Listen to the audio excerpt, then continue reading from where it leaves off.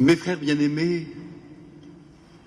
je n'aime pas les départs, ni la mort qui est le grand départ et qui nous sépare, ni les petits départs sur les quais de gare où les amoureux pleurent en s'embrassant, et pas même les petits au revoir que l'on se donne les uns aux autres aux angles des rues.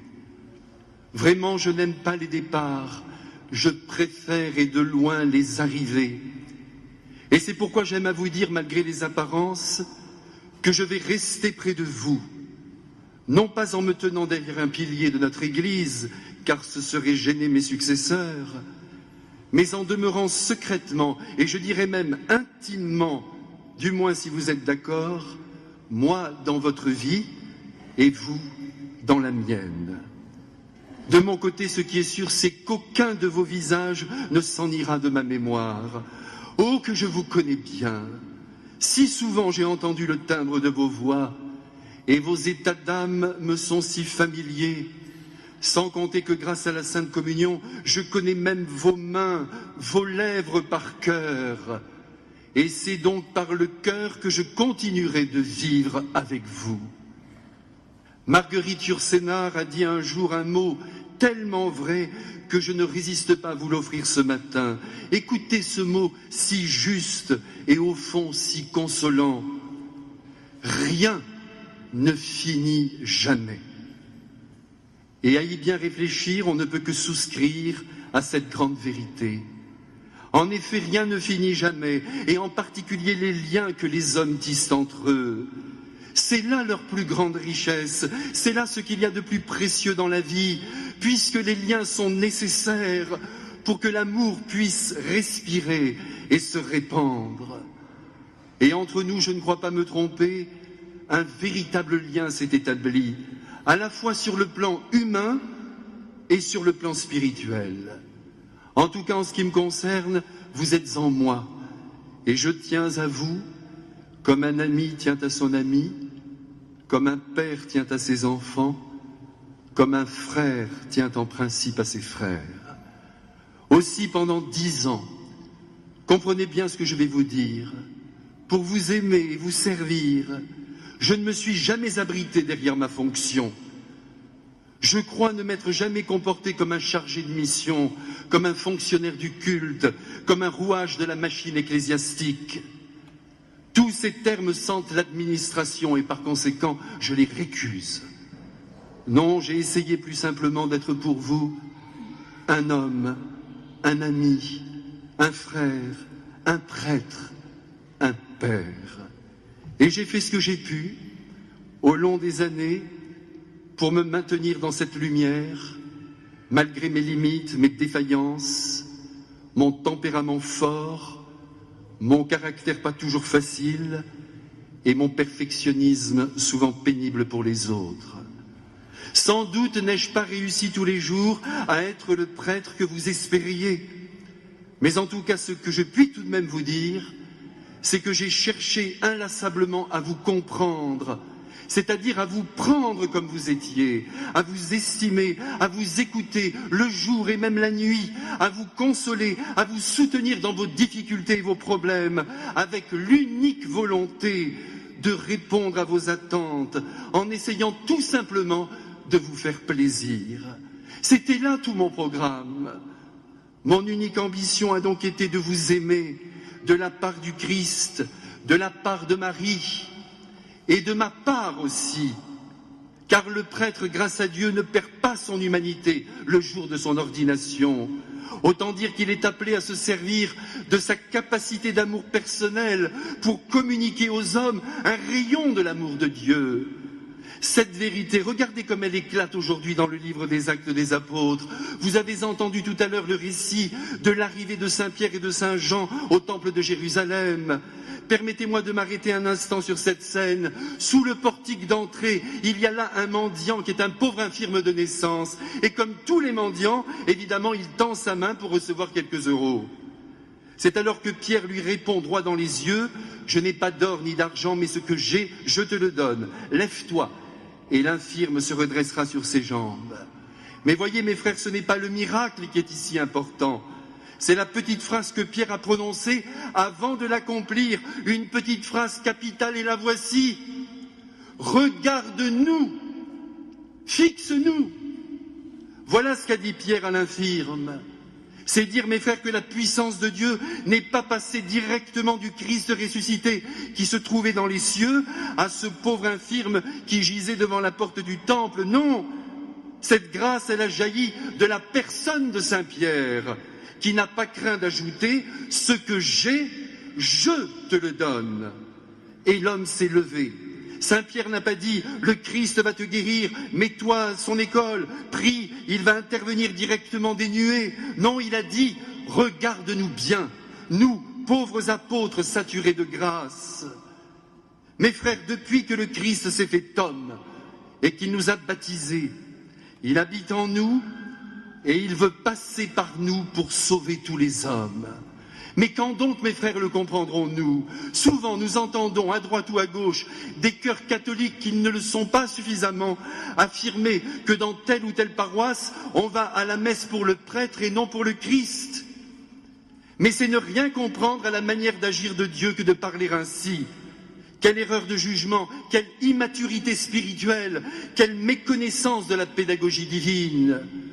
Le temps de Moïse est fini, où Dieu s'exprimait en gravant sa loi sur des tables de pierre. Un jour, voyant que tout cela n'était pas d'une efficacité maximale, Dieu a voulu prendre un corps, une âme, une volonté humaine, une intelligence pour comprendre les situations et les êtres, une sensibilité particulière pour éprouver la peine des autres. Il a voulu avoir des yeux pour compatir à la misère d'autrui. Il a voulu se munir de bras pour enlacer et des mains pour bénir, de manière à être crédible dans son amour, c'est le cas de le dire. Et il a réussi son coup, notre Christ. Et depuis ce jour, Dieu, notre Père, donne son amour aux hommes en passant par des hommes qui ont un corps, une âme, une volonté humaine, une intelligence pour comprendre les situations et les êtres, une sensibilité pour éprouver la peine des autres, un regard pour compatir, des bras pour enlacer et des mains pour bénir.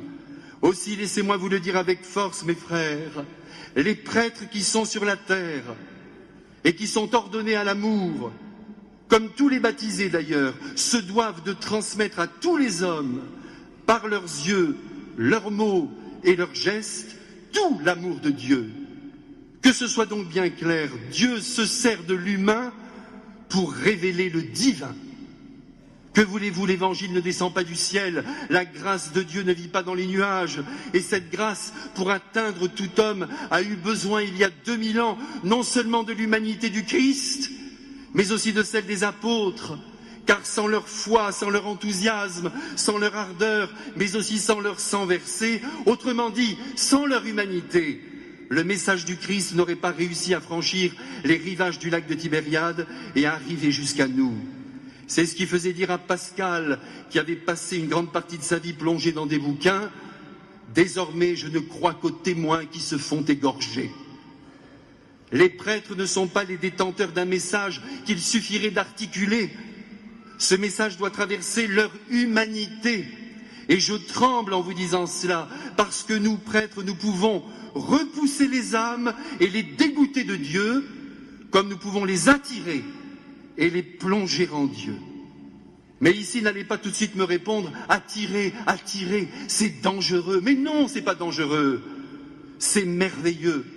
Et je suis désolé de le dire sans détour, c'est ce que Jésus veut. C'est ce qu'il attend de tous ces prêtres, qui certes ne doivent pas attirer à eux, mais au Christ, mais attention, au Christ qui habite en eux. L'apôtre, disait le Père Lacordaire, n'est pas seulement un homme qui sait et qui enseigne au moyen de la parole, c'est un homme qui prêche le christianisme de tout son être et dont la personne seule est une apparition de Jésus-Christ. Aimer l'apôtre revient donc à aimer le Christ, même si encore une fois l'apôtre est un être déficient, limité et certains jours médiocre, j'en sais quelque chose. Regarde-nous, dit Saint Pierre à l'infirme, par nous, la grâce qui est en nous va agir profondément en toi. Jésus va te remettre debout. Et puis mes frères, un peu de bon sens. Si votre boucher vous reçoit mal, même s'il a de la bonne viande, vous n'y retournerez pas. Si votre dentiste vous fait mal, même s'il est bardé de diplômes, vous n'y retournerez pas. Eh bien, la conclusion est archi claire. Bien que le Christ soit fabuleux, si celui qui le représente n'est pas aimant, indulgent, compréhensif comme son maître, à moins que vous ayez une foi à transporter les montagnes, sa présence et jusqu'à ses messes, vous les déserterez. Et oui, mes frères, qu'on se le dise, c'est la personne humaine qui transporte l'amour et la foi. Un jour, on a demandé à Mère Teresa comment transmettre l'amour du Christ, comment donner la foi. Et elle a répondu, vous savez comment elle était, cette femme extraordinaire, tellement simple. Voici sa réponse. Vous êtes convaincu que le Christ existe. Vous aimez une personne qui à son tour vous aime, votre conviction passe dans cette personne. Et puis cette personne aime une autre personne, elle est convaincue, sa conviction passe dans cette personne. Tout est dit, mes frères. Je ferme ce registre en réaffirmant avec force que la foi se transmet d'homme à homme à travers l'amour le plus concret. Bien sûr, on peut découvrir la foi à travers un élément déclencheur, un pèlerinage, une lecture, l'écoute d'une prédication, une vision surnaturelle, pourquoi pas, c'est toujours possible, mais de toute manière, il faudra ensuite qu'il y ait un prêtre, c'est-à-dire un pauvre instrument de Dieu, j'en conviens, mais avec une personnalité, avec des bras, avec un cœur, pour accueillir de tout son amour l'âme qui s'ouvre à Dieu. La preuve, la voici, on la trouve dans l'évangile de ce jour. Alors que le Christ s'apprête à confier l'Église à Saint Pierre, le Seigneur ne lui pose que 3 questions qui au fond n'en font qu'une. Pierre, est-ce que tu m'aimes? Jésus ne lui a pas dit, as-tu un doctorat en théologie? Est-ce que tu as suivi des cours de management? Est-ce que tu es licencié en psychologie pour mener les hommes jusque dans le cœur de son Père? Non, il a pris ce gros bourru de Pierre, dans l'état dans lequel il était, il s'est assuré que son amour était intense, et sans contrôler autre chose, il lui a confié le trousseau de clés du royaume de Dieu. Quant à Saint Paul, j'en mets ma tête à couper, je suis sûr que Jésus l'a choisi en raison de la richesse de sa personnalité. Bien que le Christ l'ait vu accomplir des actes abominables, il l'a voulu comme apôtre, ce Paul. Il a voulu que la diffusion de l'Évangile profite de sa force de conviction, de son élan naturel, de sa vitalité et même de son caractère bien tranché. Tout cela pour vous dire, mes frères, que vous, comme moi, nous devons faire fructifier ce que nous sommes. Nous devons profiter de nos dons et de nos talents pour aider le Christ à faire mouche dans les cœurs. Dès lors, mes frères, si vous m'avez bien suivi, arrêtons de dire sans assez de réflexion, cette personne, ce prêtre, attire à lui et non au Christ. Tout cela est mal vu et mal pensé. Certes, l'apôtre n'est qu'un instrument, nous sommes bien d'accord, mais Dieu joue sur lui. Il mise sur ses potentialités, même s'il demeure un homme faillible et capable du pire, qu'importe. Encore une fois, cela ne gêne pas l'action de Dieu, l'action que Dieu entend accomplir à travers lui. Regardez Saint Paul, au mieux de sa forme, alors qu'il est déjà converti, il ose dire « Je fais le mal que je ne voudrais pas faire, et je ne fais pas le bien que je voudrais faire. » Ainsi est l'homme, mes frères, croyant ou pas. Et c'est le moment pour moi de vous dire qu'en raison de mes faiblesses et de mes péchés, et quand je vous dis de mes faiblesses et de mes péchés, ce n'est pas une formule, c'est la vérité. Dès le premier jour où je suis arrivé dans cette paroisse, j'ai tout misé sur Marie, notre mère. Voilà mon grand secret. Je lui ai tout confié, je lui ai tout donné, je lui ai tout consacré, non seulement ma personne, mais aussi l'avenir de cette paroisse qui était, avouons-le, largement compromis, en lui promettant bien sûr de travailler de toutes mes forces. Il est évident qu'un tel défi, il est évident que cette maison ne pouvait pas être relevée par un seul homme. Il a fallu une aide surnaturelle et elle n'a pas manqué. Marie a été là dès le premier jour, mais aussi il a fallu le secours d'une multitude de petites abeilles capables de former au fil des temps une sacrée ruche. J'ai bien dit des abeilles, car il n'y eut ici pendant 10 ans ni bourdon ni guêpe. mais bien plutôt des dizaines de cœurs ouverts et de bonne volonté qui ont travaillé, je le redis, c'est mon verbe préféré, travailler inlassablement pour permettre au Christ de vivre dans une maison digne de lui et d'y réunir ses nombreux enfants. Sans vous, mes frères, sans votre soutien inconditionnel, sans votre travail quotidien, rien ici de grand et de beau ne se serait fait. Je vous dois donc tout et je vous dis merci, même si je le ferai mieux tout à l'heure. Mais permettez-moi de revenir quelque peu en arrière et de me souvenir avec vous de ce 11 septembre 2004, qui fut le jour de mon installation officielle en ce lieu par le cardinal Panafieux. Comme c'était le 11 septembre, avec sa finesse habituelle, il a glissé à mon oreille « pourvu que les tours tiennent ». Et elles ont tenu. Et vous savez grâce à qui? Eh bien, je vous le dis, grâce à Marie, à qui j'ai demandé tout de suite de m'accorder la santé. Et elle m'a exaucé puisque je n'ai pas été malade une seule fois en 10 ans. Elle m'a donc permis d'être présent tous les jours et tous les dimanches au milieu de vous.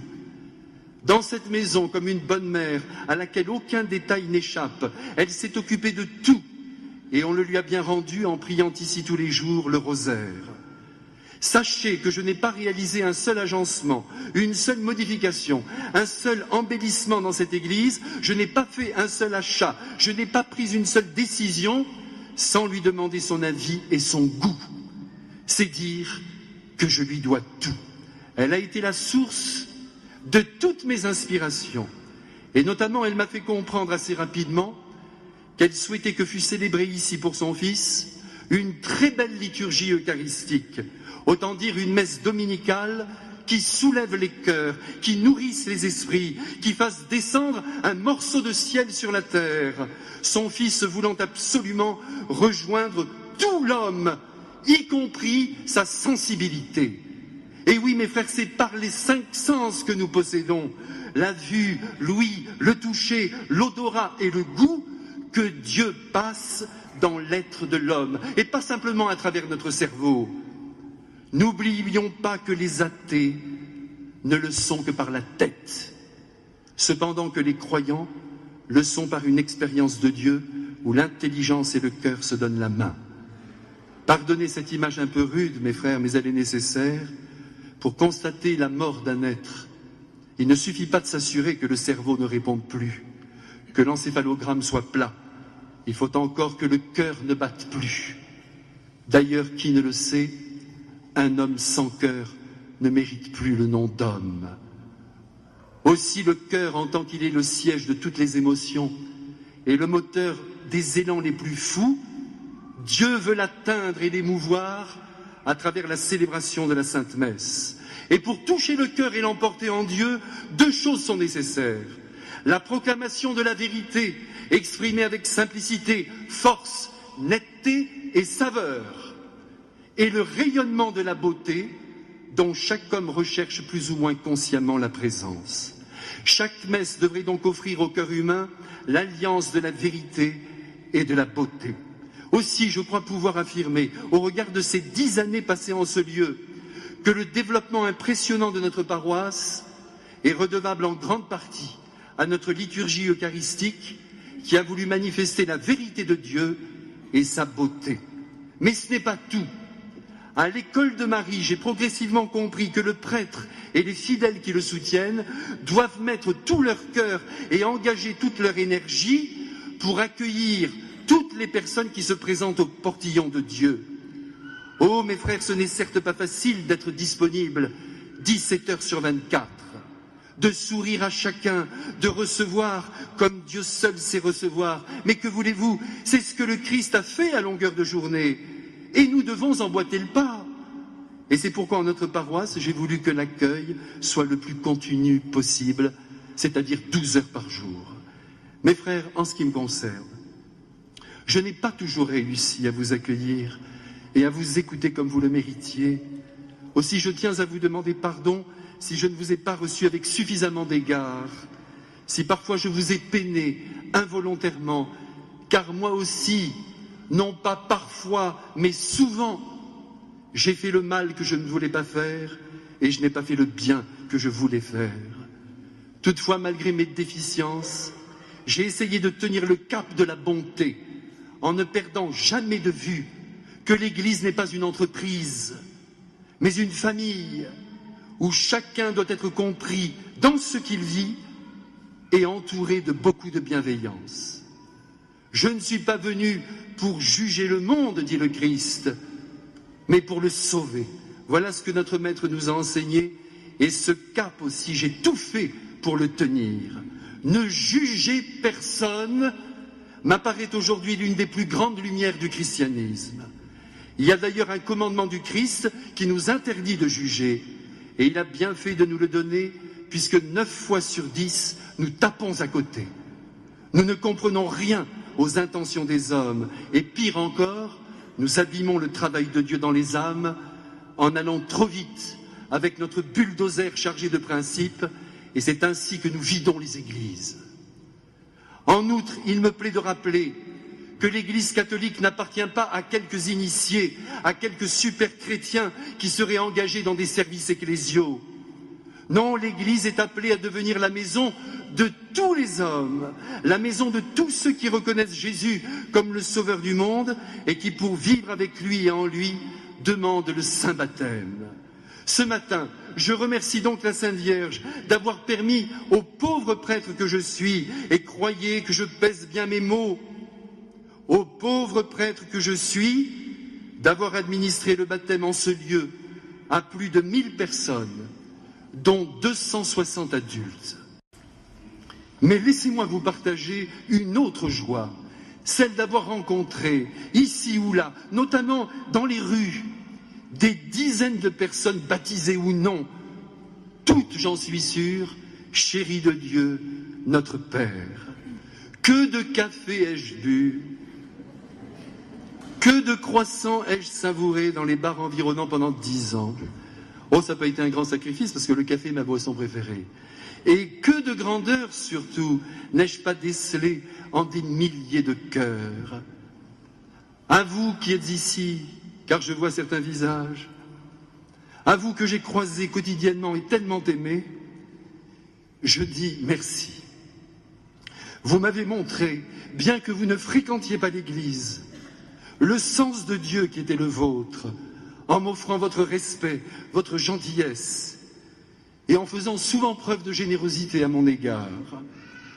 Celui qui aura donné un simple verre d'eau à l'un de mes disciples ne restera pas sans récompense, a affirmé le Christ. Je suis donc assuré que mes amis de la rue et des terrasses de bar seront un jour récompensés par Jésus, qui lui, ne regarde pas à l'apparence, mais au cœur. Le poète Aragon a dit un jour « Ceux qui sont sans amour vivent dans les cafés ». Et c'est bien vrai. Eh bien, j'espère avoir donné modestement un peu d'amour à ceux qui en ont manqué. D'ailleurs, comment voulez-vous que Dieu rejoigne ses enfants et leur déclare son amour si l'humanité du prêtre ne va pas s'accouder au comptoir? Convaincu de cela, j'ai passé de nombreuses heures dans la rue et avec bonheur, je vous l'assure, comme le Christ a marché volontiers sur les chemins de Galilée. Pas un matin je n'ai manqué le rendez-vous du petit déjeuner sur la Canebière, car je me suis toujours considéré comme responsable de la population qui y vivait, qu'elle soit chrétienne, musulmane ou juive. Enfin, mes frères, je voudrais dire un mot sur la charité que nous avons exercée en faveur de nos frères les plus miséreux. Mais juste un mot, car comme vous le savez, le Christ nous interdit formellement de raconter à d'autres le bien que nous avons fait. Et quand je dis « nous », ce n'est pas un pluriel de majesté. J'inclus toutes les personnes qui ont offert de leur temps et même de leur argent, et elles ont été très nombreuses, pour procurer un peu de bonheur à qui n'en avait pas. Mes frères bien-aimés, il faut que je m'arrête et que je conclue. Il me reste une dernière chose à vous dire qui peut-être, si cela était nécessaire, pourrait vous encourager dans votre propre vie. Ces 10 années que nous venons de passer ensemble sous le regard du Christ et de Marie ont été traversées par de nombreuses difficultés, que l'on appelle en langage chrétien des croix. qui sont allés de l'incompréhension à l'indifférence, en passant par la critique, la diffamation et le rejet. Nous n'avons pas toujours été compris, et ce nous, cette fois-ci, c'est moi. Nous n'avons pas toujours été respectés, sauf par des milliers de croyants et même d'incroyants, je n'ai pas peur de donner ce chiffre, qui ont été heureux de voir qu'un travail s'accomplissait ici en faveur de l'homme, même si ce travail, encore une fois, a été loin d'être parfait. Je reçois donc comme une grande grâce, mieux encore, comme un terreau favorable à l'éclosion de Dieu dans les cœurs, les nombreuses épreuves et humiliations que j'ai traversées. C'est ainsi, mes frères, il n'y a rien à faire. Depuis que le Christ a été suspendu sur 2 poteaux de bois et que par là il nous a sauvés, rien ne se construit ici-bas sans la souffrance. Il faut l'admettre, c'est l'une des grandes leçons que j'ai reçues du ciel aux réformés. Ah, mes frères bien-aimés, si vous saviez tout ce qui se bouscule en moi en ce moment.